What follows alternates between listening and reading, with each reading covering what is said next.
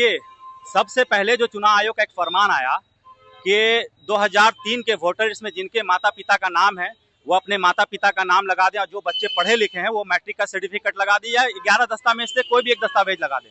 लेकिन धीरे धीरे चुनाव आयोग का क्या प्रेशर बनता गया, जिला में बीएलओ के ऊपर क्या प्रेशर बनता गया कि अब वो ये कह रहे हैं कि हमें अभी किसी भी कागज की जरूरत नहीं है, सिर्फ फॉर्म आप कलेक्ट करें और जमा कर दें, बाद में आपसे फिर कागज लिया जाएगा। तो हमको ये बात समझ में नहीं आ रही है कि जो चुनाव आयोग पहले ये फरमान निकाला कि 11 दस्तावेज एकदम जरूरी है, और अभी वही चुनाव आयोग ये कह रहा है कि कम से कम फॉर्म आप ले लें। अब फॉर्म लेने के बाद जो लोग फॉर्म जमा कर दे रहे हैं उसमें कोई भी डॉक्यूमेंट्स नहीं लगा रहे, तो क्या गारंटी है कि वो लोगों का नाम उस वोटर लिस्ट में रहेगा कि हटेगा। तो ये चुनाव आयोग का मंशा एकदम ये दिखा रहा है कि कहीं ना कहीं लोगों को वोटर लिस्ट से गायब करने का जो कवायद चुनाव आयोग के द्वारा चल रहा है बहुत बहुत बहुत ही निंदनीय है।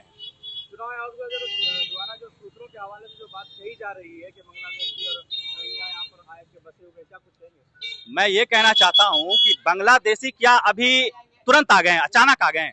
बांग्लादेशी आप केंद्र में है आपकी सरकार, बिहार में है आपकी सरकार, और आप कह रहे हैं कि बांग्लादेशी और रोहिंग्या मुसलमान जो है सीमांचल में आ गए हैं। तो क्या मैं ये कहना चाहता हूं कि 2024 का इलेक्शन एक साल पहले हुआ, तो उसमें जो है लोग जो वोटर्स ने जो वोट दिए जिससे आप एमपी बने, और एमपी जो है प्रधानमंत्री चुनने का काम किया, तो क्या वो बांग्लादेशी वोटर्स के बदौलत, रोहिंग्या के बदौलत क्या एमपी बने और प्रधानमंत्री बने? अगर उनको ऐसा लगता है कि सीमांचल के लोग बांग्लादेशी और घुसपैठी हैं, तो जो भी इस इलाके में भाजपा के एमपी हैं, जेडीयू के एमपी हैं, उनको तुरंत इस्तीफा दे देना चाहिए, और इस्तीफा देने के बाद प्रधानमंत्री जी को इस्तीफा दे देना चाहिए और अपनी सरकार गिरा देना चाहिए।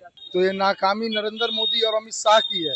11 साल से शासन आप चला रहे हैं, कुर्सी पे आप बैठे हुए हैं, और अभी जब बिहार का चुनाव सर पे आ गया है तो आपको बांग्लादेशी, रोहिंग्या और ये मुसलमान और हिंदू करने में आप कोई परहेज करते भी नहीं है। वैसे भी आप, क्योंकि आपका वोट ही इसी पे टिका हुआ, आप हिंदू मुसलमान करेंगे नहीं तो वोट होगा नहीं। लेकिन जो बात अभी वेरिफिकेशन की आ रही है, चुनाव आयोग कहीं ना कहीं पिछलग्गू बन के रह गया है और भाजपा का प्रकोष्ठ बन के रह गया है। ये आम जनमानस के अंदर ये भावना फैल गई है, क्योंकि जो चीज महीना, 2 महीना, 6 महीना में कम से कम साल भर लगेगा, उसको आप 25 दिन 20 दिन में संभव हो सकता है। 8 करोड़ वोटर को, मतदाता को आप फिर से वेरिफिकेशन करने का काम कर रहे हैं। और जो आपका एडवर्टाइजमेंट आता है उसमें आप बोलते हैं कि गन्ना पत्र बीएलओ 2 लेके जाएगा हर वोटर के पास। आप पूरे क्षेत्र में घूमने का काम कीजिए, पूरे जिला में घूमने का काम कीजिए।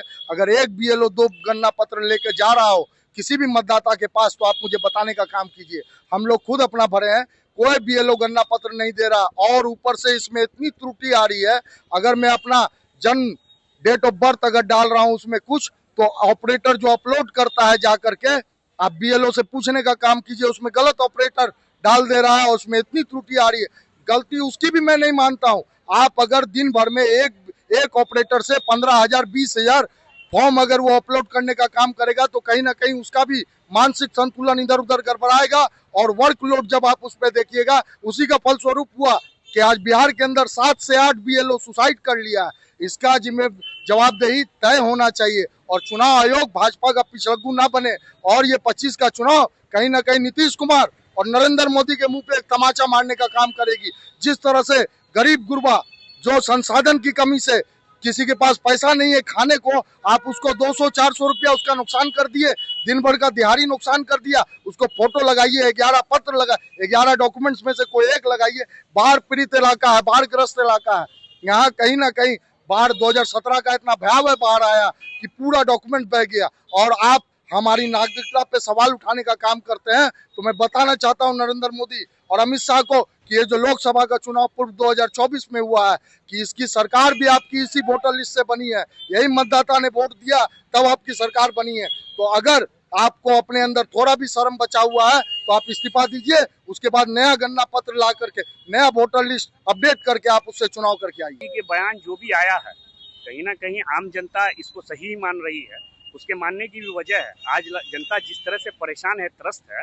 अगर ये वोटर लिस्ट गलत है तो 2019 में जो लोकसभा चुनाव हुई, तो उस हिसाब से सारे सांसद चुने गए हुए गलत है, देश के प्रधानमंत्री गलत हैं।